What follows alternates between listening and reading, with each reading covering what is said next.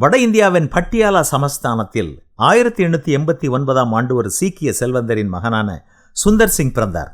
அவருடைய பின்னணியை பார்த்த எவருமே 20ஆம் நூற்றாண்டின் தொடக்கத்தில் இந்தியாவின் மிகச்சிறந்த கிறிஸ்தவ மத போதகராக அவர் அறியப்படுவார் என்று நினைத்து கூட பார்த்திருக்க மாட்டார்கள்.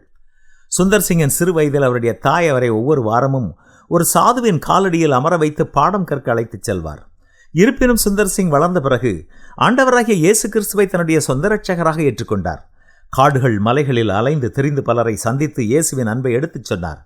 பல ஆண்டுகளாக மௌன விரதத்தை கடைபிடிக்கும் சாமியார் ஒருவரை சந்தித்தார்.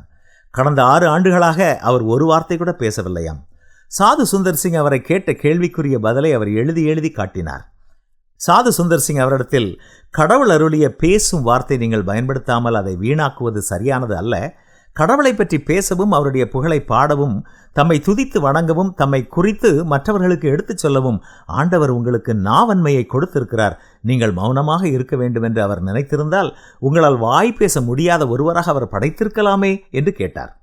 அந்த பெருமை உணர்வு சிறிதுமின்றி அவர் தன் பதிலை எழுதி கொடுத்தார். அதில் அவர், நீர் சொல்வது மிகவும் சரி, ஆனால் என் வாயிலிருந்து வரும் எந்த வார்த்தையும் பயனற்று போகும் அளவிற்கு என் முன்கோபம் மிக கொடியது.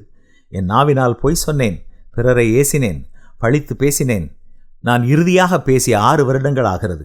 ஆனால் என் மன அமைதியின் லட்சியத்தை நான் இன்னமும் அடையவில்லை. நன்மொழிகளை பேச முடியாவிட்டால் நாவை கட்டி போட்டு மௌனமாய் இருப்பதே உத்தமம் என்று இருக்கிறேன். இதுவரை எந்த நன்மையும் எனக்கு கிடைக்கவில்லை. என்னால் மக்களுக்கு நட்போதனை எதுவும் அளிக்க முடியவில்லை. ஆகையால் மௌனமாக இருப்பதே எனக்கு ஏற்றது என்று எழுதி காட்டினார். சாது சுந்தர் சிங் அவரோடு சத்தியத்தை எடுத்துச் சொல்லிவிட்டு நற்செய்தி நூல் ஒன்றை கொடுத்து கவனமாக வாசியுங்கள் என்று சொன்னார். அவரும் கவனமாய் வாசிப்பேன் என்று சொன்னார். கடவுள் நமக்கு கொடுத்திருக்கிற பேசும் வார்த்தை நாம் எந்த அளவு பயன்படுத்துகிறோம்? தவறாய் பேசியதற்கு தண்டனையாக பேசாமல் இருப்பதை விட நம்முடைய நாவை பயனுள்ள காரியங்களுக்கு பயன்படுத்த தீர்மானம் செய்வோம். ஆரோக்கியம் உள்ள நாவு ஜீவ விருட்சம் என்றுதான் பரிசுத்த வேதமும் நமக்கு கற்றுத்தருகிறது. செய்வோமா?